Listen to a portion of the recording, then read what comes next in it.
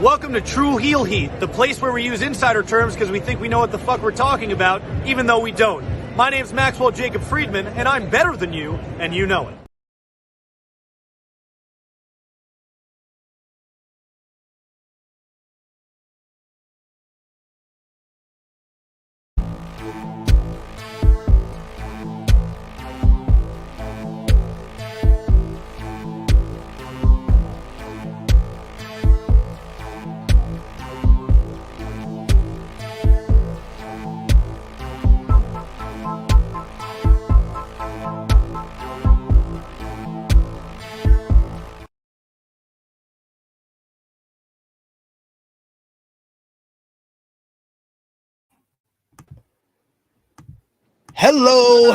Hello. It is me, your True Hill Phenom, SP3. We are live on the True Hill Heat YouTube and Facebook for our AEW Revolution 2023 Roundtable review, breaking down the huge show from San Francisco, California, AEW's first official pay-per-view of 2023. And oh my, was it a big one? And that's what she said. And we have with us a star-studded cast here on our roundtable review. First up, we got the face and the ace of the True Hill Heat YouTube channel. You saw him last night on the Watch Along. You saw him on Friday Night Warriors with the Watch Along. He's making it 3 days straight. It's like Monday through Wednesday all over again. It's Mr. Romeo Anthony Cologne.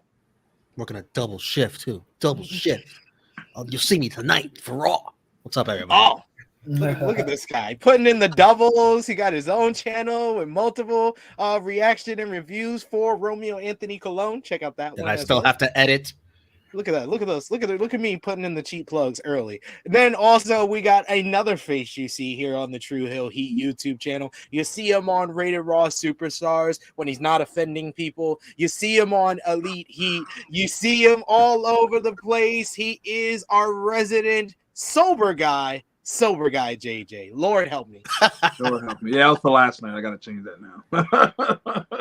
What's going on, True Hill Heat family? How you guys doing today? It's a wonderful Monday afternoon here in the city of America. Absolutely. This is what we get him all these reviews for. And we had to bring in the heavy artillery. We had to bring in a special guest for this huge roundtable review. You see him over on NWA Podcast. You've heard him on Post Wrestling. He's done work for WrestleNomics. He's a professor at Leisure, and now he is here on the True Hill Heat YouTube channel. Once again, my fellow Laker fan, Professor Kris. Hey, what's up, you guys? Good seeing you again, JJ and Romeo. And of course you, Sid. So yeah, this pay-per-view had a lot of competition to live up to. You know, it was our Lakers won yesterday, so that was one thing.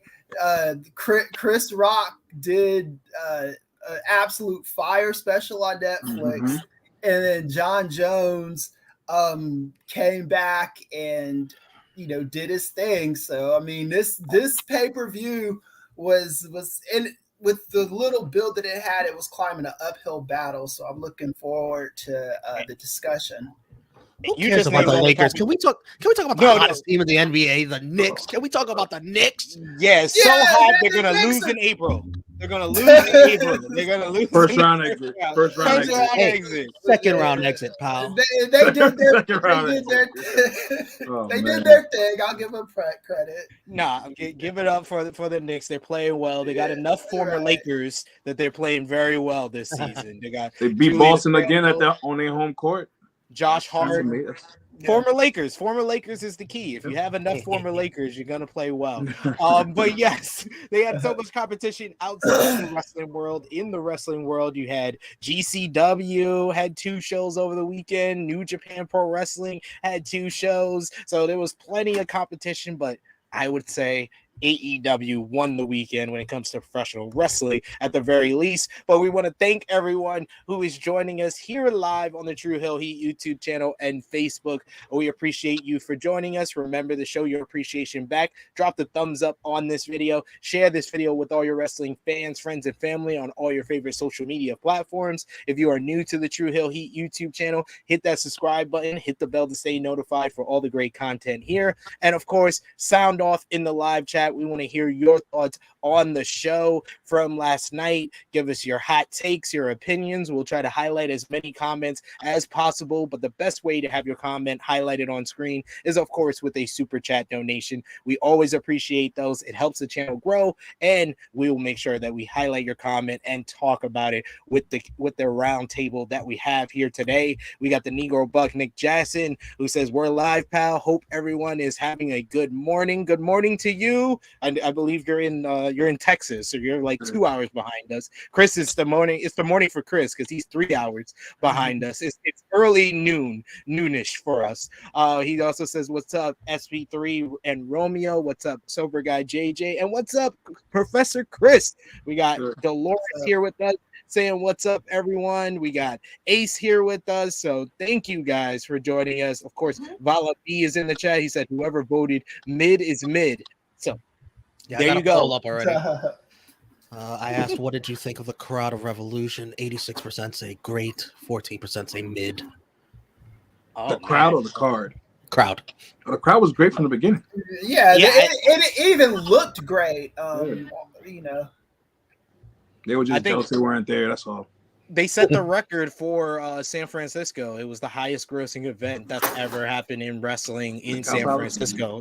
Well, that wasn't in the Cow Palace. It was in Chase Center, the home of the Golden State Warriors. Yeah. So they didn't do a complete sellout, but they had enough, to be the highest grossing event in Revolution history and the highest grossing event in San Francisco history. Look at EBB joining us on a Monday morning. Thank you for joining us, EBB, saying that was a great pay-per-view. And EBB's been critical. He's been drinking the Jimmy Macaron Kool-Aid. So for him to say that means a lot. That means a lot right there. We also got a bunch of y'all in the chat. Thank you for joining us. We got Negro Buck, who says the crowd was awesome last night, made the show even better. So let's get into the show. As always with these roundtable reviews, I'd like to start off with one word to give your overall thoughts on AEW Revolution. Let's start with Professor Kris. One word to describe your overall feelings. It's good. Say that. Good. All right. Sober Guy JJ, what about you? Life changing. That was great. Great. It was a great show. Romeo. Satisfactory. Look at these guys using like the old how we used to get graded in first grade. Satisfactory. Good. Great. I'm gonna say. I'm gonna multiple words. Exceeding expectations. That's the best way I could describe the show for sure. We got Simeon who says MJF is a goat piece of shit and put out a classic with the wrestling goat. Well, Bryan Danielson. We got Frantic World here with us. Ninja Mortis is mad that we didn't get Hook versus Stokely. I mean, the pre-show would have helped out with that because we only had one match on the pre-show. We like to start from the top, so we'll start with that. It was kind of just a crowd, just to get the crowd going into the whole show, as it was Mark Briscoe and the Lucha Bros teaming up in a trios match against Ari Daivari and the Varsity Athletes. I did enjoy Smart Mark Sterling with the new intro for the Varsity Athletes, like their actual like basketball or football team. That was pretty cool.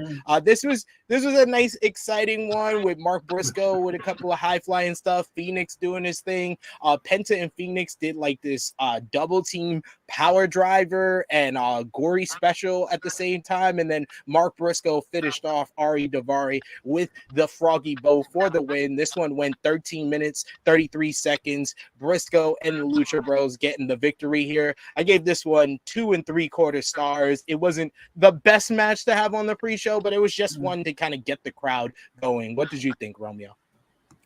Yeah, it was okay. The whole pre-show thing, I prefer if there was one more match. I don't need 40 minutes of interviews and all that. I don't need that, please. Don't do that again. Stop. I didn't like that. I know a lot of people like RJ City. A lot of people liked RJ City. I loved RJ. Yeah. I thought RJ City made it like a red carpet affair. He was too long. I like RJ City, but he was grading on this pre-show, man. I could deal with him in doses, like when he was talking to what's his name, Adam Cole, Bebe, and he's talking about his injury from the past and how he's coming back, and RJ City's asking him just it was just he added too much silliness to that situation, in my opinion. Yeah, this is when he could have turned it down, but everything else I enjoyed, especially him. Danhausen dressed like Homer in that episode. Oh yeah, with the pajamas. It was great. It was great. That was great. Him interacting with Toni Storm and getting her to call her hip attack Sweet Cheeks music. That was pretty good as well. So I enjoyed that much. What about you, sober guy? I didn't see shit from the pre-show, so sorry. That's fair. That's fair. Like Romeo said, if you missed it, you didn't miss much. So that's at least the good thing. Frantic World bringing up MJF at the media scrum said the kid looked thirsty. we will get to that for sure. EBB saying Mark Briscoe is really endearing. I'd say I'm actually happy there was only one match on the pre-show. I didn't mind this format at all. Honestly, it wasn't amazing, but it wasn't bad, decent for me. I agree. I wasn't offended at all. Negro Buck saying I found RJ City so cringy. The Adam Cole segment was really rough. I didn't find him cringy. I just he's out there. He's very much out there. I could understand why someone would find him cringy. Like even the segment where our boy Powerhouse had the lifesaver in his hand and he's talking about how big it is and wanting to touch it. It's funny, but if you're not watching wrestling and you see that, I can see the cringe going up. He towered over Adam Cole. He towered over that was the one thing. You can't have him there with guys that he's taller than. That's not the best look. Especially if this guy is going to also be considered one of your top guys. It's not the best look that a guy is taller than him. But then again, WWE has Byron Saxton as a backstage correspondent too. So I guess it's what the main promotion. He's definitely like the white Byron, like Saxton. Really. Yes, he has the corny humor of Byron Saxton as well. But let's get into the actual main show. The main show kicked off with Chris Jericho versus Ricky Starks. Guys, in the 4 revolutions, every single revolution has either started or closed with Chris Jericho on the card. So Chris Jericho last year facing Eddie Kingston. This year, he went one-on-one with his rival, Ricky Starks. And regardless of how you felt about this rivalry, this crowd was hot for this opening matchup. I mean, and it told a good story with Chris Jericho focusing on the injured ribs of Ricky Stark that he re-injured on Dynamite with the bat attack. Later on in the matchup, I know the stipulation was Jericho Appreciation Society is banned from ringside, but I guess Sammy Guevara didn't get the memo because this dude just came like hopping out, and Action Andretti had to stop him, but that gave Jericho the opportunity to hit Ricky with Floyd the Bat while he was in the walls of Jericho, and then he was going for the Judas effect, but Ricky just blocks it, hits Rochambeau for the victory here. I enjoyed this matchup. I thought it was a good opener to get the crowd into things. I gave it 3.5 stars. Well, 3 3/4 stars actually, because I thought this was a good decision to start the card. You know, the crowd was always going to be invested with Jericho being there, and a very right decision with Ricky Starks getting the win. On the preview and True Hill Heat, I predicted Chris Jericho, but then at the last minute when Romeo sent me the predictions, I was like, I'm going with Ricky, so I am happy that I changed my choices from the two predictions that we did. Professor Kris, what did you think about this opener here, Starks and Jericho? It was a good match. I'm happier. I'm hoping that this is over. I am so over the Jericho Appreciation Society. I think that this faction has kind of brought people down in a lot of ways. It brings people up, but it brings them down. Like Sammy Guevara, I thought him going back to Jericho doing any kind of faction, I thought that kind of defined him down a little bit. And I think I'm being proven right. And then this match was just like, I just want to see Ricky Starks move on to something else. And I want to see Jericho move on to something else too. These factions are at the moment are not suiting him. And then SP3, I didn't listen to all of this show on Saturday, but the one thing that just almost gave me a heart attack was Big Show. That prediction of Big Show joining these dudes, like, oh, come on, man. Let's move on from this completely. Jericho needs something. He's good at reinventing himself. This Jericho Appreciation Society ain't it. It's done.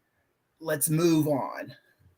Hey, it's been a year of the Jericho Appreciation Society because I believe their first night was the Dynamite following Revolution last year. So it maybe it's hit the peak of where it needs to go, and you can move on. But definitely Ricky Starks needs to move on after this victory. Sober guy JJ, what you think about the opener? To piggyback off of what Chris said, Professor Kris, yes, the shit needs to end. Immediately. Yeah, like SP3 said, it's been almost a year because I think Jericho was still a face last year. He didn't turn on Kingston, and then they started that bullshit. But even with them banned for ringside, like, why does Guevara still come out? It's just little shit like that. It's like, what's the point of all these stipulations in AEW and they don't follow suit? It's like, it doesn't make sense. That was very WWE-ish. Yeah, like it just made that shit made no sense. But the match was a very, very, very good opener. Crowd was hot throughout it. Thank God the right person won. Jericho should not have went over during this period. Same with SP3, 3 3/4. Please end this shit. And even with the Sammy Guevara thing, I guess in hindsight, when he split from Inner Circle, he wasn't really doing shit. Anyway. Yeah, I agree with this comment here from King of the North, who says, "Oh, see, I disagree. Sammy was lost in the woods before he went." But I disagree with that though, because this is the thing: wrestlers get lost in the woods sometimes. I think it's an easy thing to do is to just say, okay, let's just put him back with Jericho. He reached his peak. It got old with because they were doing that, like he was making out with his chick. The whole, I don't even remember. Yeah, the Take Conti shit. After they turned them heel against that was stupid. That was a perfect time to kind of refresh and reassess. But I think just going back to the same old doesn't do him any favors, especially when you've already established him as somebody that can beat Cody Rhodes, someone that could beat Miro, somebody that could stand on his own just to make him a flunky in a faction again. To me, that was, I just didn't like it. I mean, if you want to be honest, to be fair, his career kind of went on a downward spiral once he got married to Take Conti. I mean, if you're going to keep it buck, he was never really saw the same. They thought he was cheating on his girl and all this other bullshit. So it kind of ruined his career in hindsight. I won't say it ruined it, but it put a damper on it. I get you. I got what you said. We're saying. I got you. Yeah, he was in that awful feud with Scorpio Sky. I think that was why. Why you kind of, if you're gonna make him a heel, he might as well be back with Jericho, and he has a purpose at least with Jericho to either be a heater for him or be like the final boss before you get to Jericho. So I understood putting him back with Jericho when they first did it, but maybe it has reached its course. Romeo, what did you think about Starks and Jericho? It was a fine match. It was a fine opener.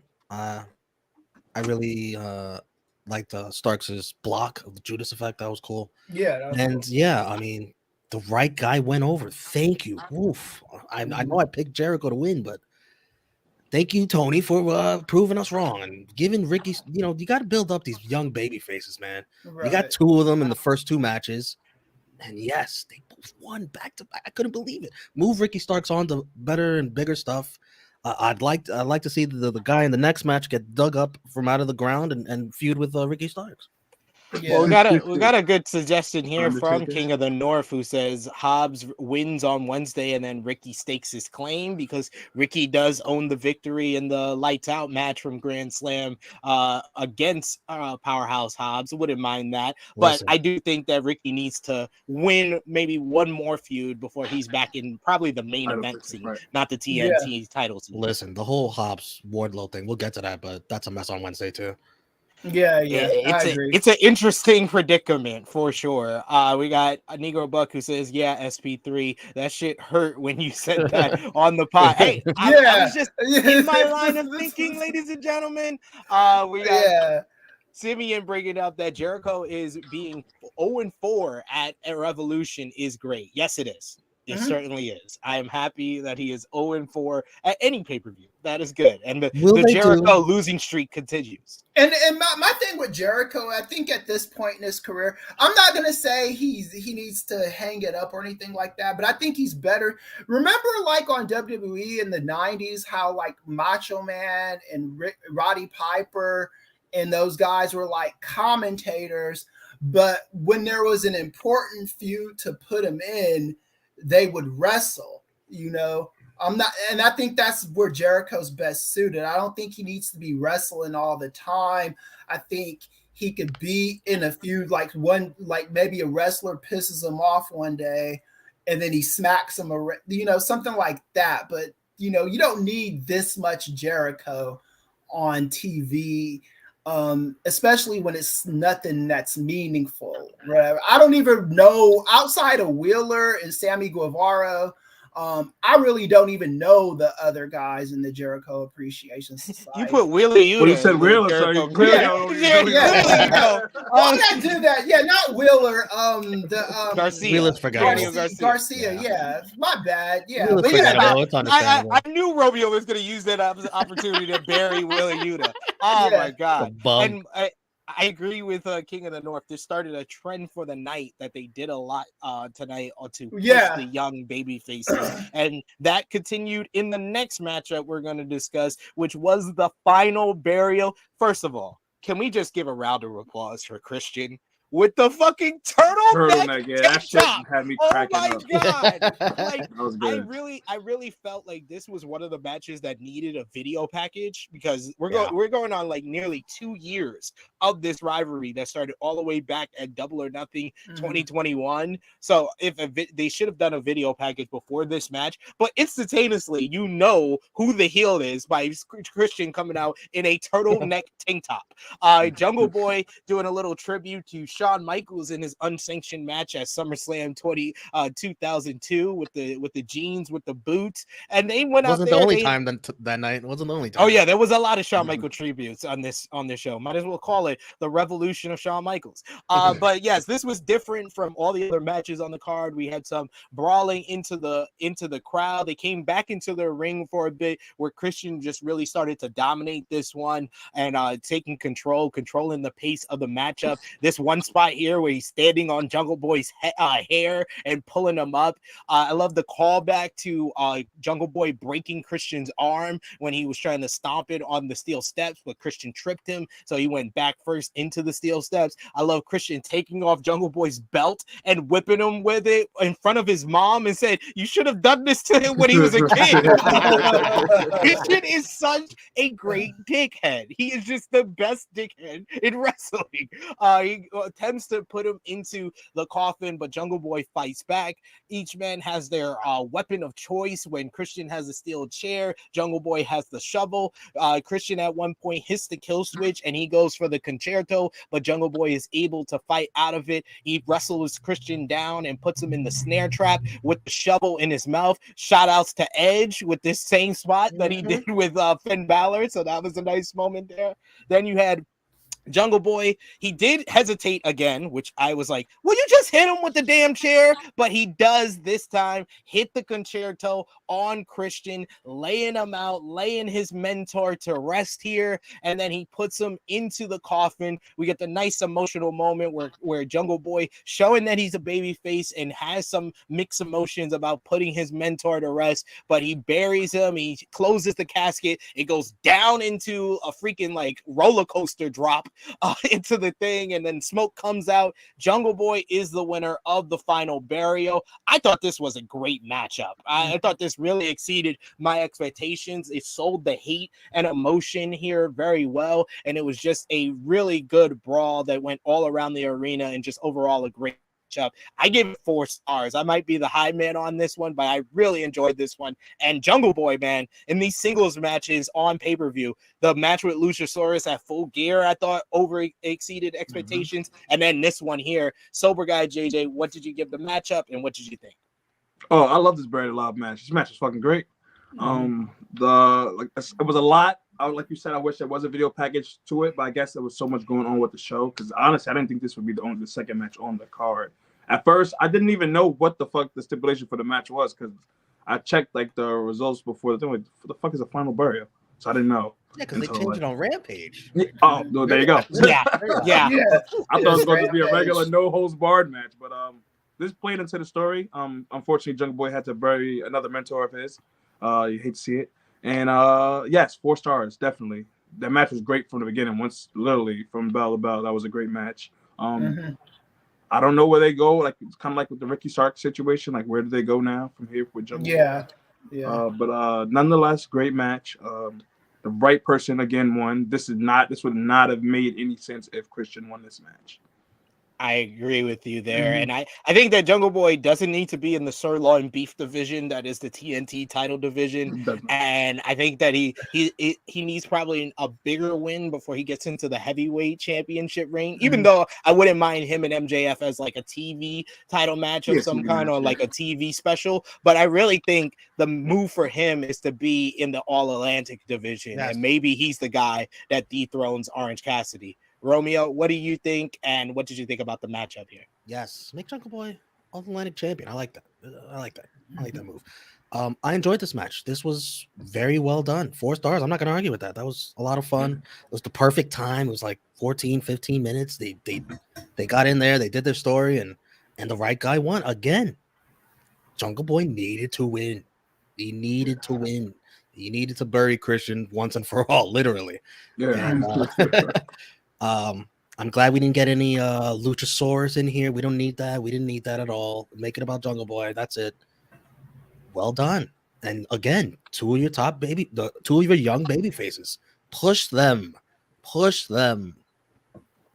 Push up to the moon. Professor Kris, what did you think about the match?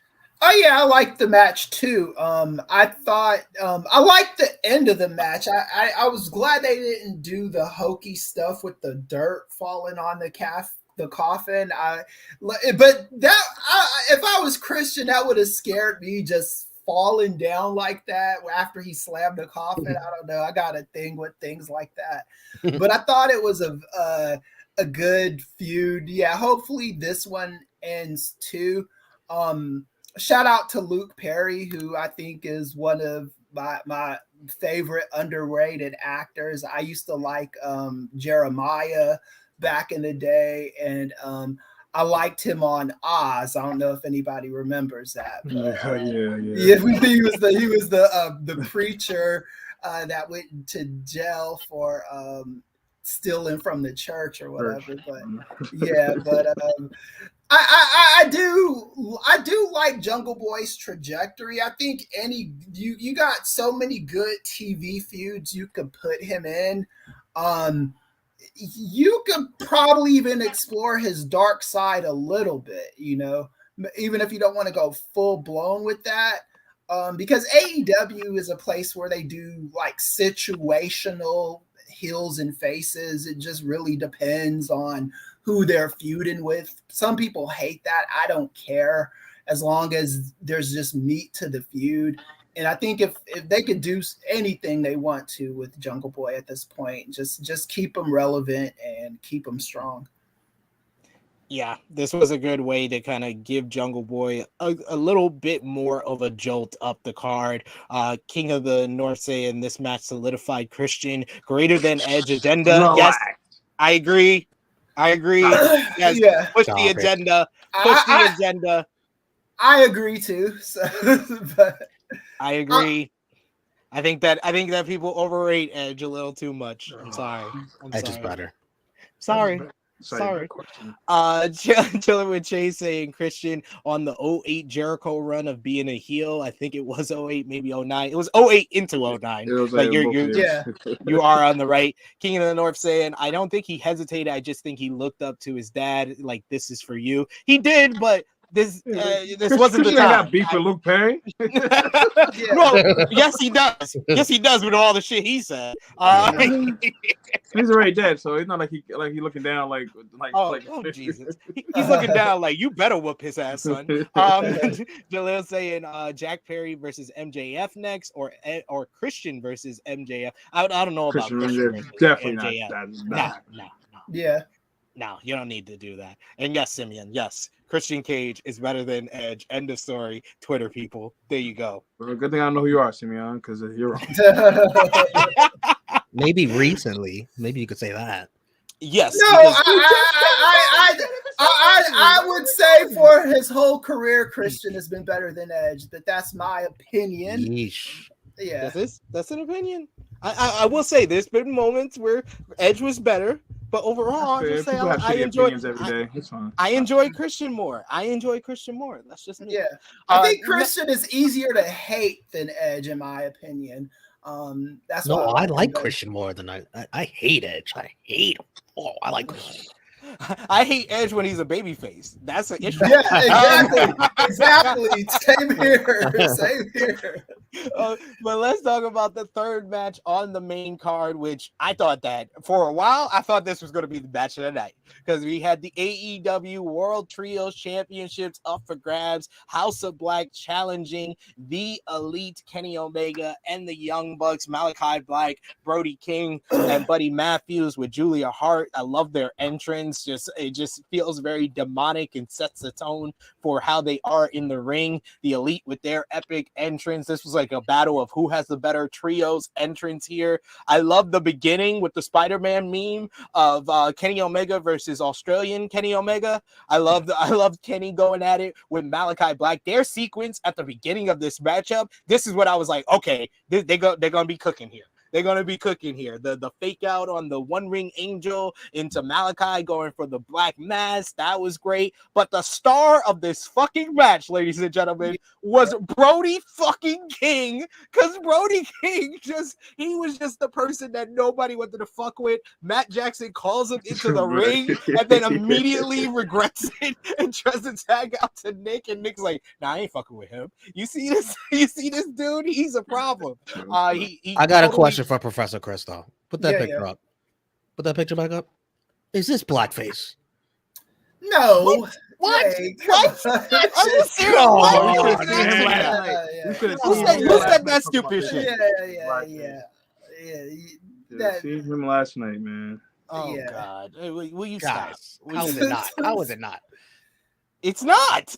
What are you talking about? It's Did not. he paint black on his face? No, black face is when you have your face black along with the caricature of being what is the stereotype of an African American. Not just having black stuff on your face. It goes way deeper than that. This is not blackface. He knew that. He's trolling. This dude stopped my whole talking about this great match like that. Anyway, Brody King was completely dominant here. I love the crossbody into Kenny Omega on the outside. This was just flawless execution back and forth between all these teams. You had the Elite with the super kick party at one point. Kenny hit a couple of V triggers, including one on Julia Hart, which I thought was great because Julia Hart got involved when she tripped Nick Jackson on the outside after some tremendous near falls towards the end of this matchup. It looked like the House of Black was going to get the win with the Dante's Inferno, but they broke up the pinfall. It looked like the Elite was going to get the win with the BTE trigger, but then they broke up that pinfall. Then the Young Bucks go for the Meltzer driver, and Buddy Matthew completely murders Nick Jackson with a knee to break up the Meltzer driver. They then hit Dante's Inferno on Matt for the 1, 2, 3. I thought this was an excellent matchup, well beyond the expectations going in, because the build up to this was very much non-existent. I can't even call it lackluster. It was non-existent, the build-up. But when they got into the ring, this completely delivered. I might be the high man on this again. I give this 4 3/4 stars. This was completely flawless in every way. The Elite going down. I thought that the Elite would win to continue their trios run, but I couldn't say after this matchup and this finish that it wasn't the right decision by putting the titles on the House of Black. They finally feel like they're going to get some type of push here in AEW, and that was very necessary for them. Romeo, outside of your bad opinions of Blackface, what did you think about this matchup? I'm putting myself in timeout. Yes. I think that was the right decision. That was the right decision. Let's go to Professor Kris first then. Professor Kris, what did you think about the Elite versus House of Black? This is my mind can be changed, so don't think I'm married to this, but this was my match of the night. I thought it was it gave me everything I wanted. I love the Brody King stuff, like you said, SP3. I love that I wasn't expecting much from this. This was gonna be the bathroom break match for me. There was another one after this that we'll get into, but I thought this did what it needed to do. Brody King, remember the Royal Rumble? There would always be like one guy in the Royal Rumble who wouldn't win, but would like throw a bunch of people out. Like I remember Diesel doing it one year, and then Rikishi and Kane and stuff like that. I think this was kind of a Royal Rumble moment for Brody King without being a Royal Rumble moment. It was just really showing that this guy was a guy that we're taking seriously. And even if he's not going to be in the main event scene or anything like that, he's at least on the radar and somebody that we as fans should be paying attention to. Yeah, I think that they made a point to kind of build him up, because he would kind of be the only person on House of Black that anyone would consider like a homegrown guy. Even though, you know, you've seen him on the independents, you've seen him in Ring of Honor. A lot of people, this is like their first time seeing Brody King on a big stage for AEW. If they're a new fan, or even if they are just watching AEW and never watch Ring of Honor, this is Brody King would be like a homegrown guy in AEW for them. So sober guy JJ, what did you give the matchup? What did you think overall? And the decision of House of Black winning? This match was fucking fantastic. Fast paced from the beginning. Like you said, Brody King was a star because literally throughout the whole match, it just felt like a star because they couldn't fuck with him. They were staying scared to fuck with him. I think the right team won. The Elite are over their stars in their own. And honestly, maybe this was the plan from the beginning before, the whole brawl out shit happened anyway. So it took a few months off of their title reign, for obvious reasons. So this probably was a plan in motion from at that time. It gave us everything I expected out of this match. The match I've been waiting to see for months now finally came in fruition. 4 3/4. I think I don't know if I said that already, but this was at the time the match of the night. But goddamn. This goes to show how great this show was, because had a few. I wouldn't argue with anyone who said this was the match of the night. There's like 2 other matches where I wouldn't even argue if you thought that was the match of the night. That's how good this damn show was. We got Negro Puck who says, "How did I know Romeo was gonna be the one to say some type of the only non-black person to accuse something on this round table of accusing somebody of blackface? That's what made it even better. I thought you were saying something that somebody said on the watch along. I didn't think that this was your actual opinion. Said it. Yeah, I was like, what he said. I was like, what are you talking about? But notwithstanding, what did you think about this matchup, House of Black and the Elite? Great match, outstanding. Brody King shined. I'm shocked that House of Black won. I know a lot of people going into the match really wanted to see House of Black win. And the whole thing where they steal the tag titles, that never works. You can steal the tag titles and you win on the pay-per-view? That never works in the history of wrestling. It worked. It worked for one night. Yeah, so the House of Black going forward, trios champions, that's fine. I guess for what I have the Elite doing next, they don't really need the titles for what they're going to do next. So I get it. I understand. Yeah, I mean, the Elite never needed the trios titles, and honestly, they're more needed. The Young Bucks are more needed in the tag team division. Very much and so. Kenny is another prominent figure that could challenge for the world title. So, and he's and especially with where they seem to be aiming with the world championship, it would be appropriate for the current longest reigning AEW World Champion to be a challenger for the winner of the main event. That would make a whole lot of sense. And it's a match they really haven't teased or touched on ever. Negro Buck saying Brody King was a force. We got Simeon who says Dante Inferno is Chef's Kiss as a symbolic move name and finisher. It definitely was here. We got Roxy who says I'm also excited for Omega returning to singles and Young Bucks to return to the tag team. And we got Chilling with Chase who says let's keep up the momentum for my fellow Dutchman Malachi Black. Via the success, congratulations in Dutch House of Black. There you go. Nice saying there. And Myron saying the way that Kenny said that Black Mass was, oh my God, yes, that sell of the Black Mass was the best I've ever seen. How Kenny just basically melted and did a split. That was just great. Yeah. It's like he melted in himself. At this point, this is when they made the change from from Jim Ross to Tony Schiavone. Wise decision. AEW do not have Jim Ross on this whole show, especially when his sell of the fucking card is, if you like a lot of wrestling, you're gonna enjoy this card. They just started sounding so sarcastic when he said that. Like, he sounds so grumpy sometimes. It's so bad sometimes, but I digress. We move on to the Women's Championship match. AEW Women's World Championship up for grabs, as it was Saraya versus Ruby Soho with a nice new look and new jacket, homegrown outsider champ, and versus Jamie Hayter, who also had a new look. She had her white tips basically dyed pink here. And I thought these ladies were... You said her white tits or tips? Tips. I was making sure. I was like, I had to what? Damn, where's the disclaimer for sober guy JJ when I need it? This one had the inevitable task of following the previous matchup, and it was also one of the shortest matchups on this card. But I thought they did a nice job. This was a good, just a good matchup.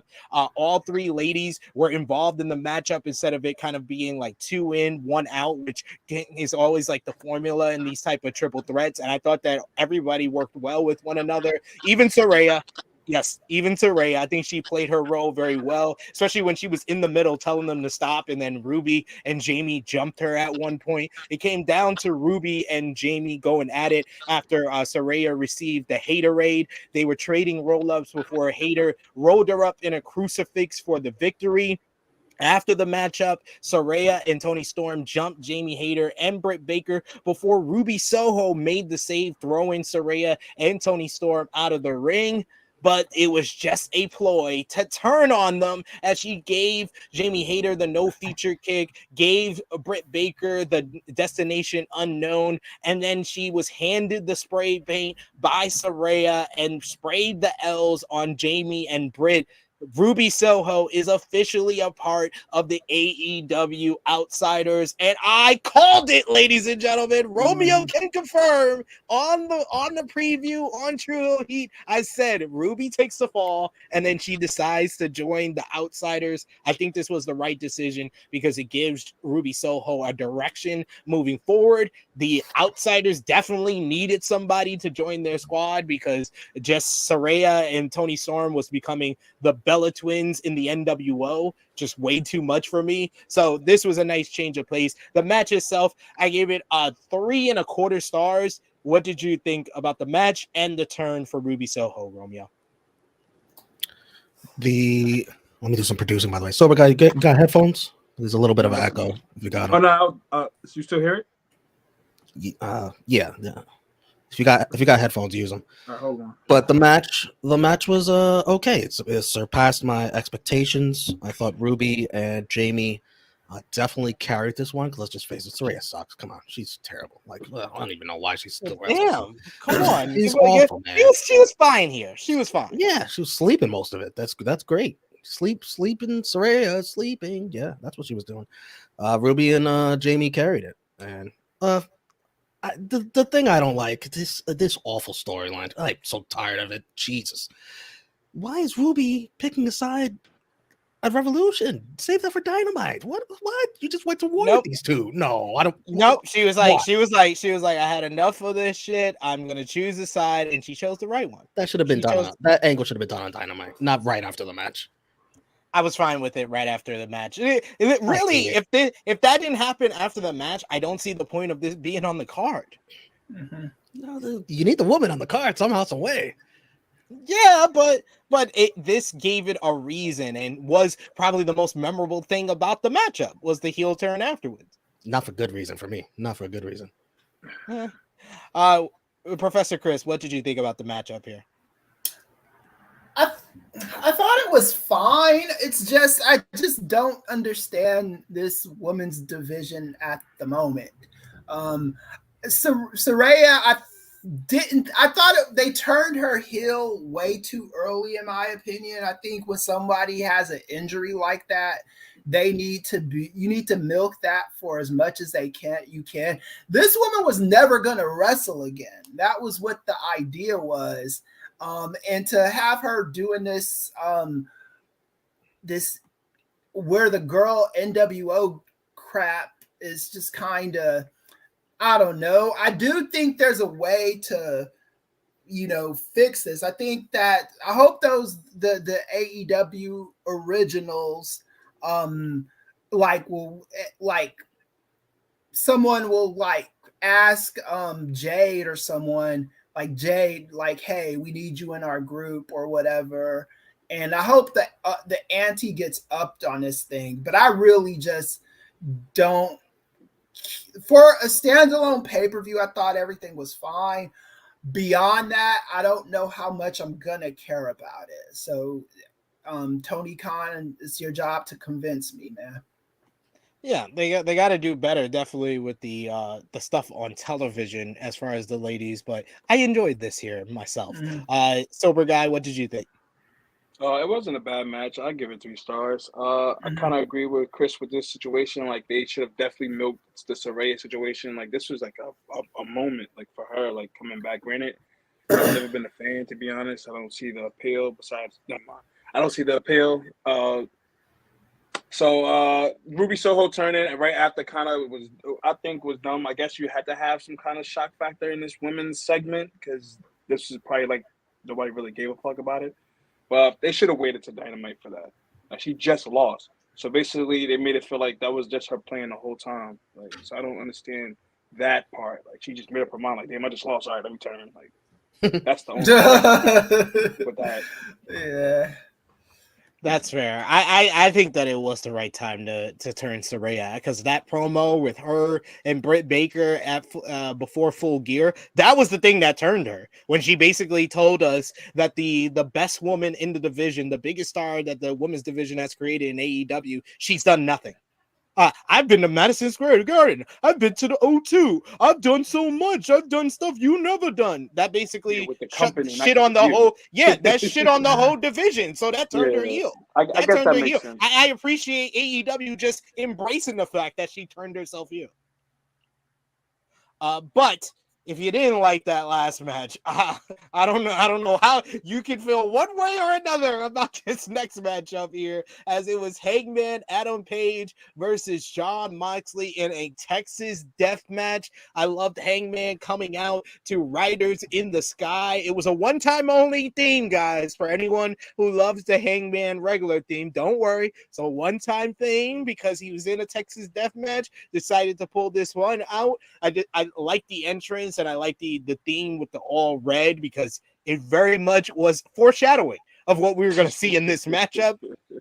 Jon Moxley coming out, and he's immediately attacked in the crowd by Hangman Adam Page. They start brawling throughout the arena for a bit. When they finally get back into the ring, of course, Hangman bloodies Jon Moxley early on with some barbed wire. Moxley eventually gets the barbed wire himself, and he wants to split open Hangman, but Hangman is able to fight out of it. We get barbed wire steel chair at one point and raking the back of Hangman Adam Page in the spot that I think everyone will remember from this fucking matchup. We have Jon Moxley puts Hangman Adam Page in a triangle after he pulls out a fork out of his boot, and he starts stabbing Hangman Adam Page in the head, and the blood fucking gushed out of Hangman's head onto Moxley's stomach and chest. Oh my God. I think all of us were this girl in the crowd watching this. I think all of us I didn't her. even see that chick. Oh my God. I was like, this is brutal. This is not for the weak of heart. This won't be for everybody, but I absolutely love this. This was a spiritual kind of sequel to the Lights Out match between Jon Moxley and Kenny Omega from Full Gear 2019 in a lot of ways. It was just everything, every spot you would do in this type of like death match, hardcore match, and then add barbed wire to it. You get the power bomb on the chairs that are put together, put some barbed wire in between it, and he power bombed them.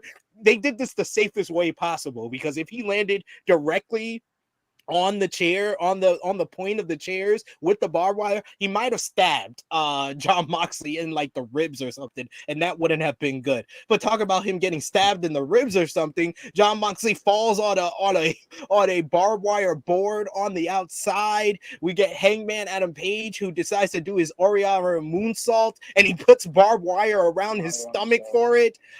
Then Jon Moxley says, "I'm just gonna pull out a chain and some fucking bricks," and stomps on Hangman Adam Page's hand with a pair of bricks. He knocks him out with a power driver on a chain, which nearly gets him the win. Hangman and him are fighting on the top rope, and he rakes his back with not only his nails but with barbed wire. He eventually tosses Hangman Adam Page off of the top ropes into another barbed wire board. He gives him the curb stomp on the bricks, and the fans start singing the Seth Rollins theme because Jon Moxley used his Shield Brother's finisher here.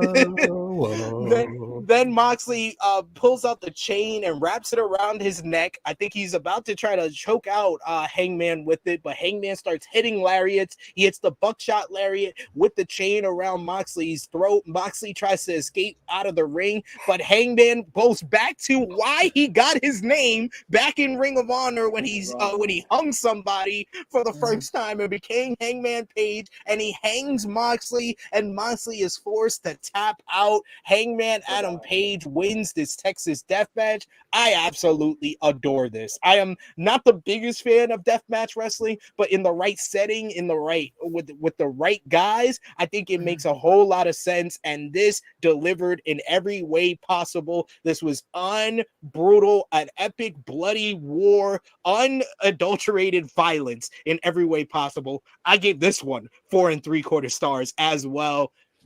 Professor Kris, what did you think? Yeah, I liked it too. Going back to Romeo's blackface comment for a second. Oh God, don't we don't need to go back to that. No, but I'm just saying, since this was a match between two white boys, I got no problem with it. If Hangman was fighting a brother, if that was Powerhouse Hobbs, and yeah, I'd be writing the article right now for WrestleNomics. Like, what the hell is going on? But this is great. I think I do hate how a lot of wrestling fans complain about Moxley bleeding all the time. He's the one guy that I'll accept all that blood from on a regular basis, just because that's just his thing. And I thought they did a good job telling a good story. I think they after you hang a nigga, where do you go from there? You know what I'm saying? Like, so I do think there's some finality to this shit. Yes. And I thought that this was a good way to bookend the feud. So I liked it. Yeah. And it's the first time that Jon Moxley has ever tapped out in AEW. Right. Yeah. And it was an apropos tap out too. And I think that like unless you had a chain around your neck and getting choked out, and you're gonna tap out to something like that. That's just how it's gonna be. For a minute I thought they were gonna do like a waterboarding thing, because when he grabbed that bottle of water, I was like, and then it didn't go into that. So I'm happy about that. But I like this match. I liked it a lot. Probably my second or third favorite match on the card. What about you, Romeo? What did you think? Come on, SB3. How is this not 5 stars? What's wrong with it? 5 stars. This was perfect. This was the best death. 4 3/4 stars. They could have been more innovative with the use of the barbed wire and stuff like that. It was very close to being a perfect death match. Very close. I fucking loved it. But you could give it 5. I loved it. First of all, I don't care if it was one night only. Don't ever do that fucking entrance again. Don't change Hangman's music. Stop it. What are we trying to get cute for? Hangman's music is iconic with him. I love that shit. I want to hear that shit every time. It gets me hyped. Don't ever do that again. Ever.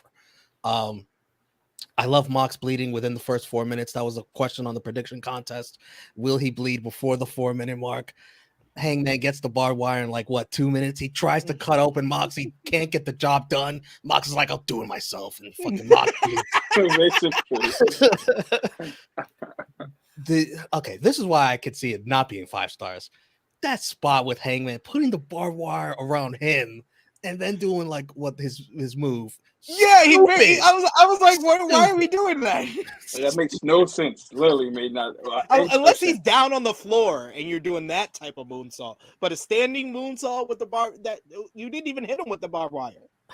You're gonna hurt yourself either way. I love the violence of this match. Like when they're bringing the bricks out, I'm like, oh man, Hangman should do a buckshot lariat with the brick. I was getting too violent watching this match. I was thinking of insane things. This is crazy how this match made me feel. I like the.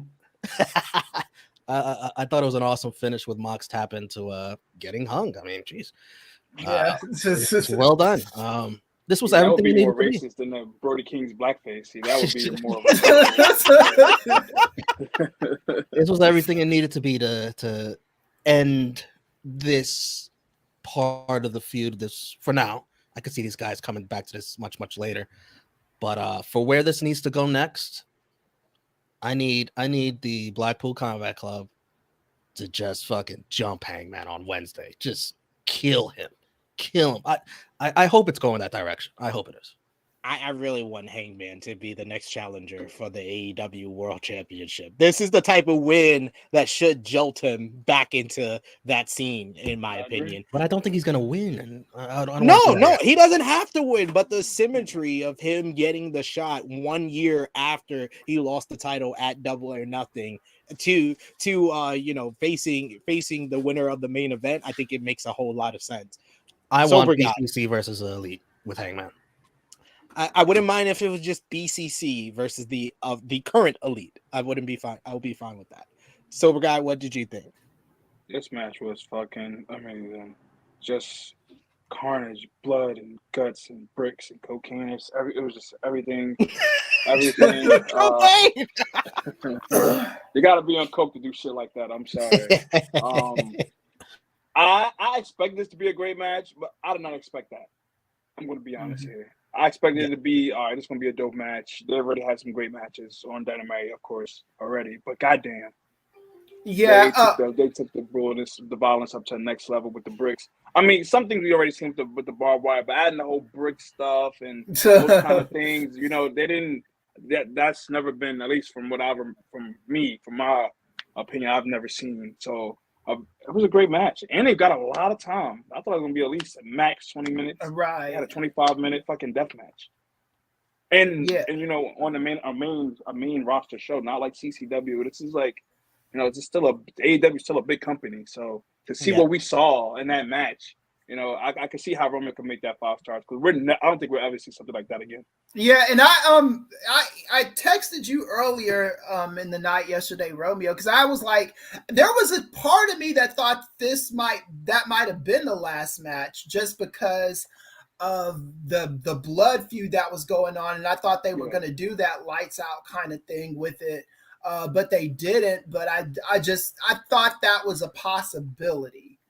But I can't say anything bad about this match. I would say if you got kids, maybe I don't know, go to the kids.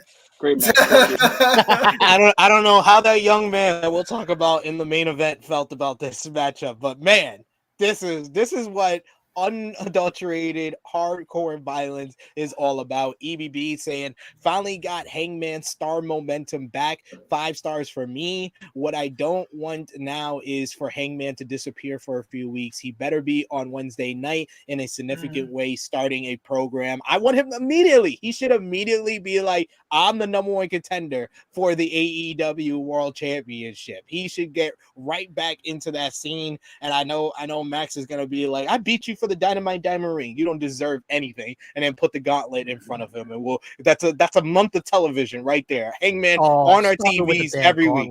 Every week, because that's his thing. That's his thing. Nobody complained about Ric Flair putting the 4 Horsemen against every rival that he went against in the 80s. We should not be so petty and be complaining about this with MJF. Because I wasn't watching in the 80s. That's why. Exactly. Yeah. You weren't alive to complain. Frantic World saying, just imagine taking your girlfriend to go watch this match, and she is new to pro wrestling. She would be like, why do you like this? That's what my girl says when I watch GCW. She was like, I don't understand why you like this and why you watch this. That's amazing. Exactly, and that's what I say.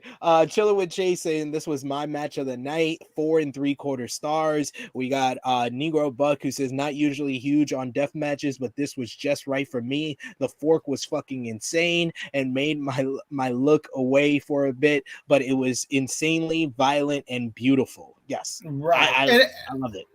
As in the wrestling analyst side of me, I think a death match is perfectly fine in a controlled environment. Never once in this match did I think that it was going to go to a point where someone was going to get seriously hurt, but I was able to let my disbelief be suspended enough to enjoy the match.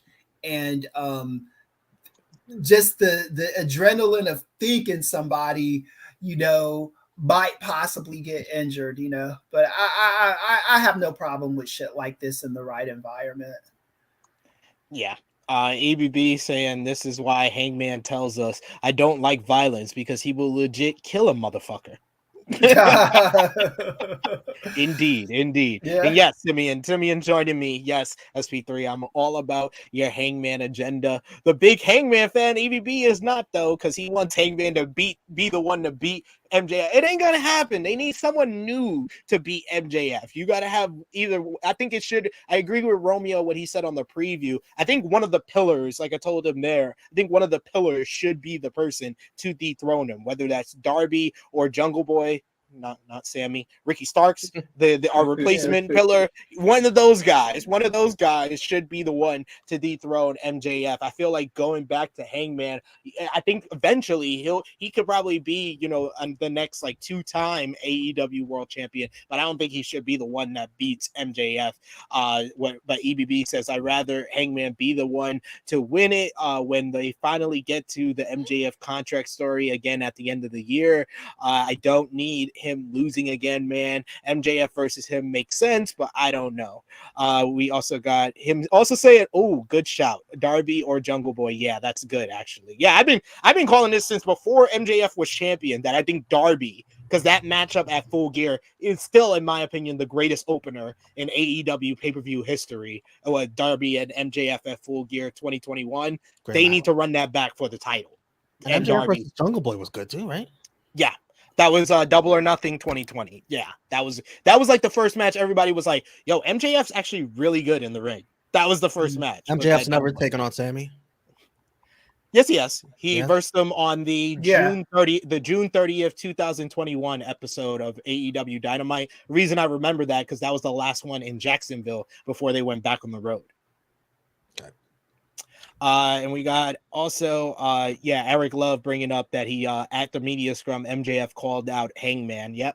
MJF teased everything at the He did. He was like, I'll give you my whole list of who I'm gonna face this year. I want to punch Eddie Kingston in his blue collar mouth. I don't appreciate Darby and Jungle Boy being called pillars when I'm the only real star here. I marked out because that's the match I want to see, the 4 Pillars match. I marked out when he teased it. Yeah. Good stuff all around there. But next, the inevitable task again.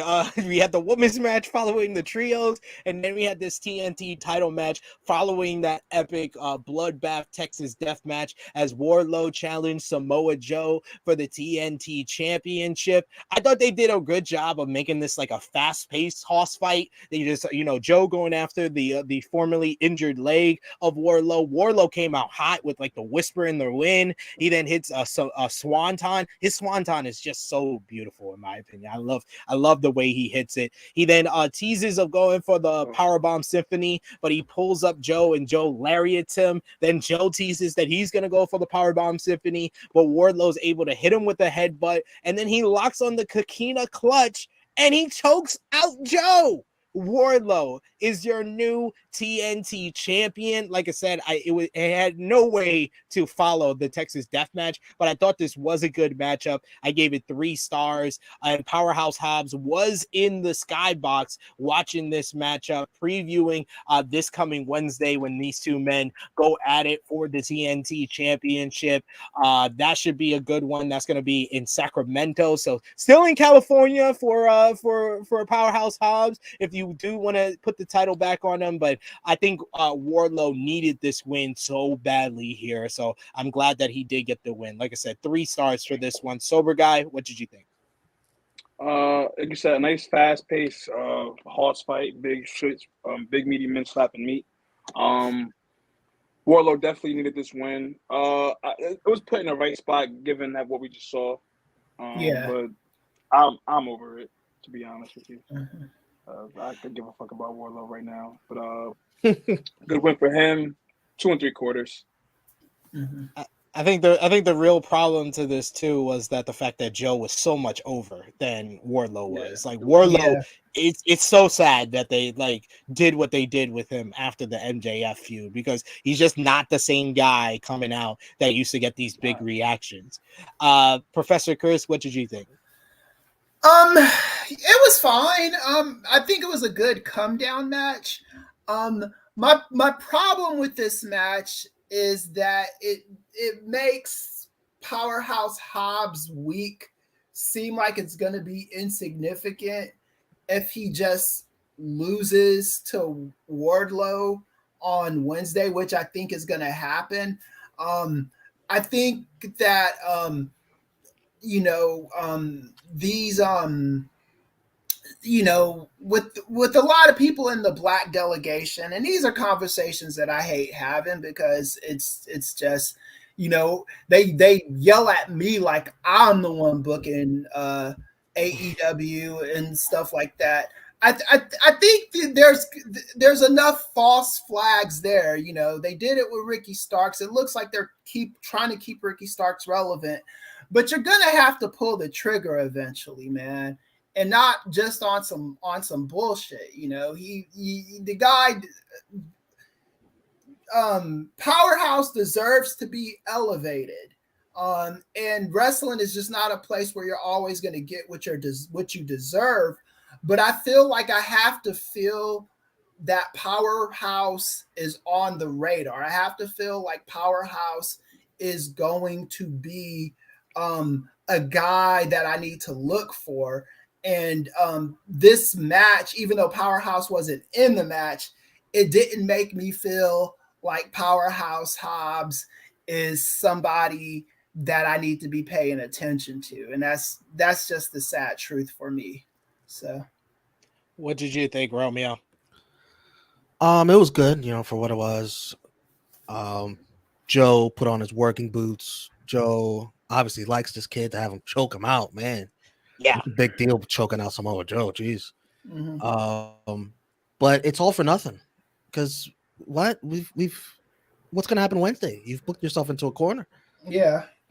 Either Wardlow's gonna get hurt or Powerhouse Hobbs is gonna get hurt. This match shouldn't be so fast. And Wardlow, we've already seen the TNT run. He doesn't need to be champion again. It has to be Hobbs. You gotta crown Hobbs. And if you don't, unless Joe what's ruins going the on? match. Yeah, I mean, I'm with you guys. I think that Powerhouse Hobbs should win the TNT championship because it's been too long. I thought Powerhouse Hobbs should have won that Full Gear in the 3-way match with Joe and Wardlow. So yeah, he's due, and it creates so many different other matchups. And I would like a feud between Hobbs and Wardlow, and I think the only way we get to that is if Hobbs wins on Wednesday. So I don't know what they do. They have kind of booked themselves into a corner, and they're not like WWE where I would think honestly the best decision is like a no contest. Is that they brawl and the referee has to throw it out. Yeah. And then we can Beat further the shit out of each other. Yeah, it's the TNT title, so there should be a TV time limit to the match. I don't think that would be the worst thing in the world if that happened. Yeah, I would be down with that as well. But next up, we had the semi-main event spot going to the AEW World Tag Team titles with the matchup that probably got the most criticism going into the pay-per-view. It was a fatal 4-way matchup with the Guns, Austin and Colton, defending against Team TNA, Jay Lethal and Jeff Jarrett with Satam Singh and Sanjay Dutt versus Orange Cassidy and Danhausen. I popped for Danhausen coming out dressed like Orange Cassidy. I thought that was great. The Acclaim, of course, came out last with Max Caster having his freestyle saying they're going Oakland, giving golden showers, likening the Guns to single mothers, and then claiming that Jeff Jarrett requires Cialis. Good stuff. I thought this actually was entertaining for me. I had no expectations going in, and I was entertained by a lot of the comedy spots. You had the 4 heels really teaming up with each other throughout this matchup, even doing the whole strut at one point together, and then meeting in the middle for a 4-way scissoring. Yes, I said that, a 4-way scissoring with Team TNA and the Guns with Anthony Bowens in the middle. He had to fight his way out. I love the sequences with Orange Cassidy and Jeff Jarrett early on in the matchup. Orange and Jay Lethal were going at it. I will say the only bad part about this is that the Acclaim really felt like afterthoughts, and they got the biggest reaction coming out. But in this matchup, they weren't really featured other than like Max Caster running wild and doing his Kurt Angle stick on Lethal and Jarrett. In the end, Danhausen looked like he was on his way to victory with the big pump handle kick, following his whole exchange with Satam Singh, who took an orange punch, a low blow, and one of the worst Fame Masters ever from Daddy Ass, which I laughed too much to that. Like he just jumped on his back. Yeah. Danhausen was left in the ring alone with the Guns, and he eventually takes their version of the big rig they call 310 to Yuma for the win here, but the Guns get no reaction when they won this matchup here.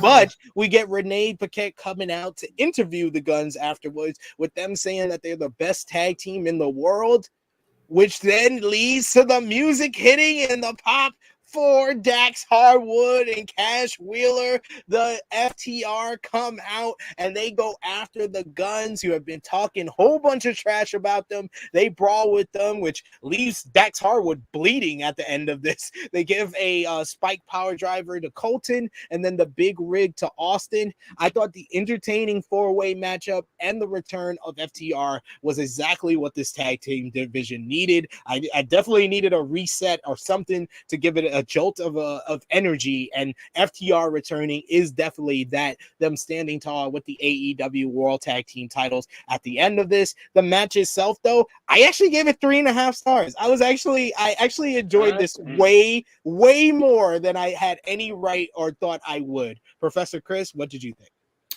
My students would love you, my dude, with the curves you're giving out. I gave this maybe 2 stars. The Ass Boys are a jobber tag team. They do not belong in the title picture. This isn't the I mean, that's just not their role. Like back in the day in WWE, you had your serious tag teams, Legion of Doom, Demolition, those cats, Heart Foundation, and then you had your lower tier tag teams like the Rockers and the Bolsheviks and people like that. And I think the Ass Boys are on that level. These guys are not interesting. I'm not saying that they'll never be interesting, but they do not belong playing on the. They belong at the kiddie table in the kiddie pool. They do not belong at the big boy table. And they were the only team in this match that I feel belongs at the kiddie table. The match was fine. It wasn't the worst match that I saw. There was some entertaining stuff in it, but like, why would you do this? It's remember when WWE gave the tag titles to Otunga and McGillicuddy? Wow, I don't. Yeah, but they did. And this is that was in 2010 when they were part of Nexus. I don't remember that at all. Yeah, I remember that. and this is what this is, these kids, I think they're gonna be good. I've met them both at one of these events before. They're nice guys, they are. So I don't want to bash them, but you already did. But fuck it. But it is what it is. I think this is they're not doing these guys any favors by over pushing them like this. What you're doing is you are encouraging fans to hate them more than they already do, and this is the wrong kind of heat for these guys, and that's my opinion. That's fair. That is fair. Romeo, what did you think? First of all, that Max Caster rap was garbage. And he was totally offbeat. He was offbeat. I wish you had the screenshot where they show him on camera after he's done, and even he knows it was trash. Like, he has a disappointed look on his face. Like, he knows it was terrible. The claim, RIP the Acclaim. The Acclaim, they're done. They're done. This was a fine match. It was okay, but I don't care. I didn't care. Who am I supposed to root for? Orange Cassidy and Danhausen? What? I ain't doing that. The Acclaim? Team TNA should have won. TNA should have won. I had zero rooting interest, so the match was just there. I just didn't care, and clearly FTR didn't care either because they didn't want to be in this match. So whatever. We'll show up at the pay-per-view, Tony. Poor Dax, he returns, he gets busted open. Jeez, but FTR's here to save the division. That's what we got to talk about. FTR is back. Yeah. Get the belts on them fast. ASAP. Y'all are so mean. People. Hey. But it's okay. I understand. Yeah. A sober guy, what did you think about this? You thought they were mean. Shit, I didn't even. So I had no interest. Did not give a fuck. I didn't even. I guess Romeo, you said he had a bad rap. I didn't even listen. Yeah, it was what it was. Thank God FTR is back. I don't really understand what. Tony Khan must have got punched in the face by one of them, because I just don't understand how he books FTR. Literally coming off one of their hottest years of their career outside of AEW. That's the crazy part. And you just does not know what to fucking do with them. So hopefully by Wednesday, praying by Wednesday, they get that title match and they get this shit out of here. I don't want to see a prolonged feud with. I don't want to see a prolonged feud with the Guns and FTR. Not at all. Quickly. Hey, they already really had the feud. It's just FTR coming back and taking the titles. Right, exactly. Just let them get him out of here, please. Let's go. Simeon saying FTR is back to save the tag team division. Praise Jesus Christ. We got Negro Buck who says, glad the match was actually entertaining. Definitely my least favorite match of the night, but it wasn't terrible. I think I would say either the women's or Wardlow versus Joe was worse than this. I thought this was entertaining for what it was.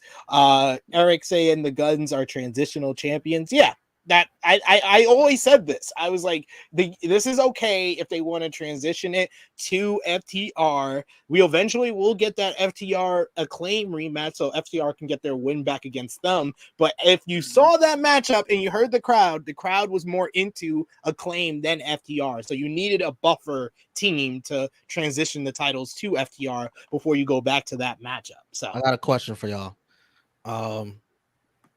A feud for FTR once they become tag team champs. That's not any of these teams because nobody wants to see any of these teams. They need to run it back. They need to go back to the Bucks. To the eventually, Bucks, but or Aussie Open. If Aussie Open gonna be here for a while, then why not use them? I want Top Flight. Yeah, they had a good match with them for the ROH World Tag Team titles last year, so I'd be down for that. There's so many good options. It's just like, how did we get here with these teams going into the show? Yeah. Like, there's so many good options. That's the crazy part.